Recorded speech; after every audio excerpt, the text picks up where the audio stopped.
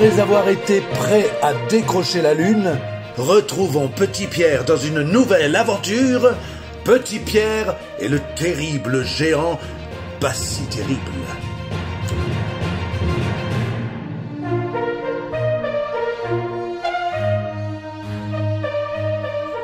Il était une fois, dans un château assez fort, un terrible géant, très géant, gardien redoutable d'un trésor, trésor. En arrivant près du château, Petit Pierre fut impressionné par le nombre de gardes qui grouillaient un peu partout. Des gardes de toutes formes, de toutes couleurs, parlant patois ou charabia, bref, un château fort, impénétrable, se dit Petit Pierre, tout en cheminant autour de l'édifice. Pas très rassuré, il ne souhaitait pas se faire remarquer outre mesure. Il mettait donc à profit cette promenade pour observer de tous côtés. Peut-être trouverait-il une porte dérobée, un pan de mur écroulé. Oh, c'est alors qu'il vit, débordant d'un buisson, une échelle. Oh, bon présage, pensa Petit Pierre. Après l'avoir apposé contre le mur, rapidement, il s'engagea sur le barreau qui devait le mener jusqu'à une petite fenêtre. Mais plus il avançait dans son ascension, plus il distinguait clairement un bruit énorme de profond sommeil.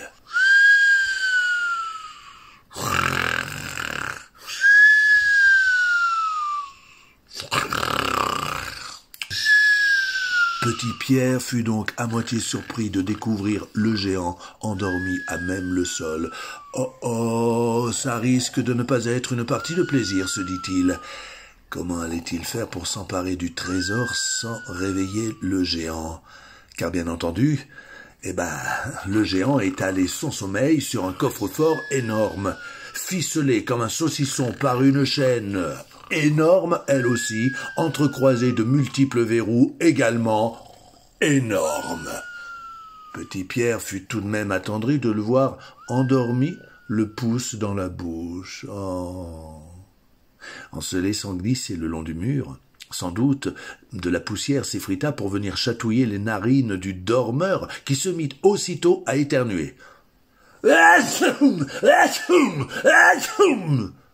La violence du souffle colla Petit Pierre contre le mur. Mais quelle ne fut pas sa surprise de constater que le géant semblait plus effrayé que lui. « Ne me fais pas de mal, je ne suis pas si méchant que le roi se plaît à dire. Il me maintient prisonnier, vois !»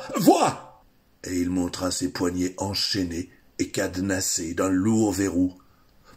« Il répand le bruit que je protège méchamment mon trésor. Mais c'est pas vrai, ça n'est pas mon trésor, c'est le sien.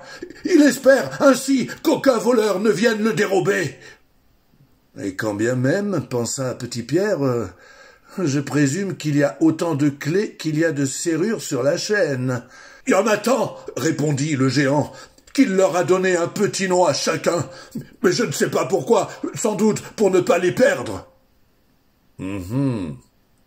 Par curiosité, Petit Pierre s'approcha du géant et lut sur le verrou de ses poignets « Clé des champs ». Au moins, pensa Petit Pierre, si le roi est méchant, il se veut poète également. Et il regarda par curiosité le nom des autres verrous. Il y avait clé de sol, clé de voûte et clé à molette. Lorsqu'il porta à nouveau son regard sur le prisonnier, Petit Pierre avait un regard pétillant. « Cette nuit, monsieur le géant, tu seras libre !» Et en un rien de temps, il se retrouva au milieu de la foule.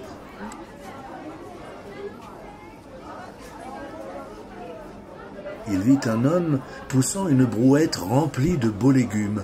« Pardon, monsieur, où se trouve le jardin potager du château ?» Profitant de cette pause pour reprendre son souffle, l'homme lui montra la direction du jardin. Comme il était tout proche, Petit Pierre se retrouva rapidement devant un portillon.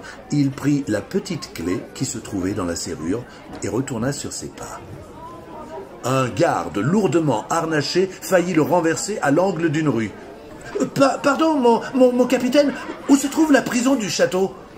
L'homme baragouina quelque chose derrière ses grosses moustaches, mais comme son index indiquait une direction, Petit Pierre s'orienta facilement. Une lourde clé pour une lourde porte de prison, dans la poche. Et puis, il se laissa guider par le son mélodieux d'un violon. Une jeune femme, pour le plaisir de partager de belles choses, jouait un air entraînant. « Pardon, madame, où se trouve l'école de musique du château ?» La musicienne prit le temps de terminer son morceau, puis lui indiqua le chemin. Là, il y avait beaucoup de clés. Petit Pierre hésita un instant, mais il en prit une, certain que ce serait la bonne. Il lui manquait la dernière clé qui se trouvait sans aucun doute chez le garagiste du château. Petit Pierre s'arrêta donc dans l'atelier où le mécanicien, trop occupé à réparer une charrette, lui cria de se servir. « Je vous la rapporte tout de suite, monsieur !» Alors, tout heureux, il allongea sa foulée pour se rendre au plus vite auprès du géant. Et tout en activant les clés dans chacune des serrures, il expliquait. « Où trouver une clé de voûte, si ce n'est dans les cellules basses de la prison? Et une clé de sol sur les partitions de musique? Oh, il ne faudra pas oublier de rendre la clé à molette au garagiste. » Et en introduisant la clé du jardin dans la serrure qui ligotait les poignets du géant, Petit Pierre dit « Il est temps pour nous de prendre la clé des champs. » Et c'est ainsi que Petit Pierre et le géant, allégés de chaînes mais alourdis du trésor du roi, prirent le chemin de la liberté.